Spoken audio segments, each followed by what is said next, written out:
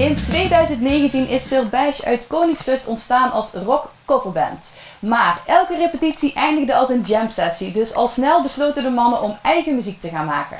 Dat doen ze hier in deze opnamestudio en repetitieruimte van hun gitarist Peter Paul. Ze worden geïnspireerd volgens eigen zeggen door Muse, Radiohead en de Red Hot Chili Peppers.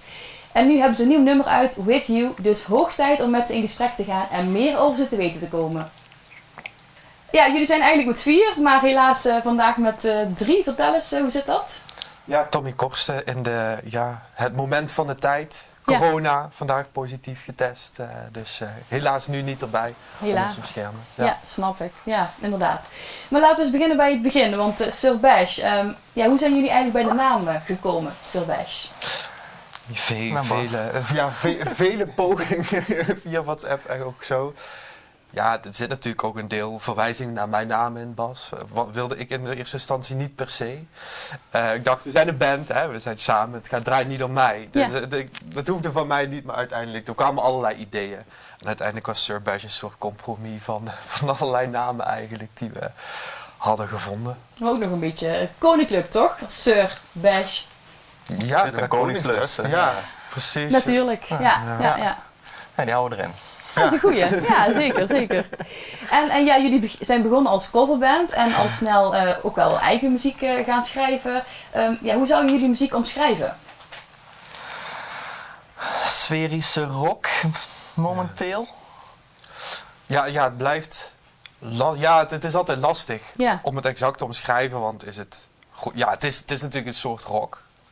Het is natuurlijk, draagt ook aan pop, maar het is niet heel poppy, denk ik. Hoop ik misschien.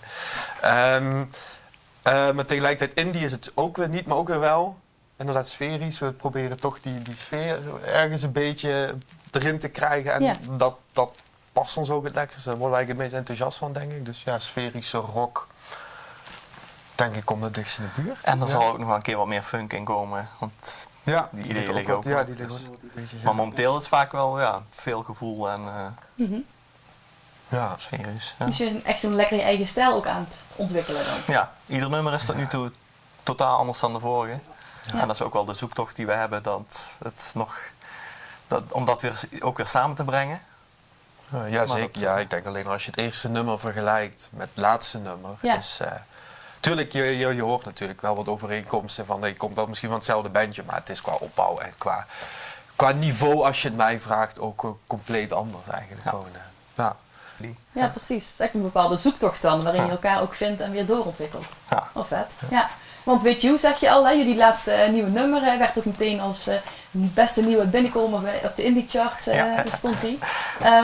Wat zegt dat nummer jullie? Wat betekent het? Mag ik denk beantwoorden? Dus ik heb tekst geschreven, dus in ieder geval, dat zit er natuurlijk meer in. Net toen was ik een tijdje aan het daten en ik had net een relatie. En dan denk je ook van, wat voor gevoelens zijn door je heen gaan in eerste instantie en wat voelt het nu? Hè? Je gaat van een date en je begint je realiseren dat het steeds serieuzer wordt. Nou, dat heb ik proberen op papier te zetten. Dus toch een eerste liefdesnummer. Ja. De beste nummers gaan over liefde. Dus. Ja, dat zeg ik. Je hebt dat kunnen vangen in woorden. Ja, denk ik. Ja. Oké, nu is het With You is klaar. Andere nummers zijn ook klaar. Tijd om op te treden zou ik denken. Het mag weer, het kan weer. Hoe is het eigenlijk als band met nieuwe muziek, met eigen muziek, om optreedplekken te vinden? Lukt dat? We komen natuurlijk vanuit corona nu, dus wat dat betreft hebben we daar nog niet heel veel over in te brengen.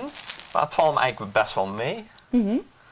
Ja, ik denk dat de wereld na corona er misschien ook wel meer open voor staat. En dat we dat geluk misschien hebben. Ja, jullie doen ook mee aan Stage Live NL, een project om meer met eigen muziek te doen in de regio en op plekken te spelen waar je misschien eerder niet zo makkelijk zou spelen.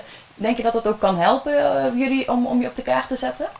Ja, tuurlijk. Het is een mooie kans om alleen al 3 optredens te hebben. 3 of zelfs 4. De kick-off. Ja, precies, de kick-off plus nog 3. Dus ja, tuurlijk, dat is altijd leuk. En dan speel je ook misschien op plekken die je zelf niet had verzonnen. Of waar je zelf niet zou komen. Ja. Dus gewoon een mooie kans om te spelen. Ja, spelen is altijd goed voor je eigen ontwikkeling. Om te leren. Hè.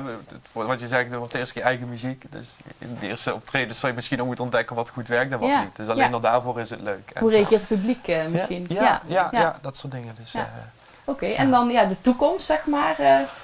Waar gaan we jullie over 5 jaar zien? Wat is jullie droom? Wat... We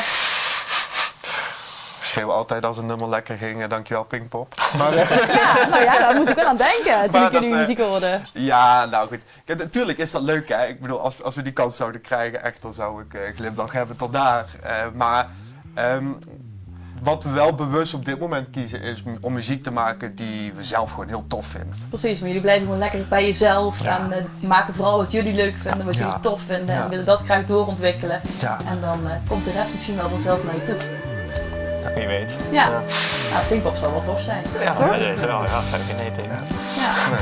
Nou ja, dan zou ik zeggen heel veel succes en heel erg bedankt voor dit gesprek. En ik ben heel erg benieuwd, dus laten we eens even kijken naar een stukje van Gucci. I will share with you whatever it will take. I will cry with you. You smiling is what I'll make. I will stay with you. Promise to be there. I will die with you. And promise you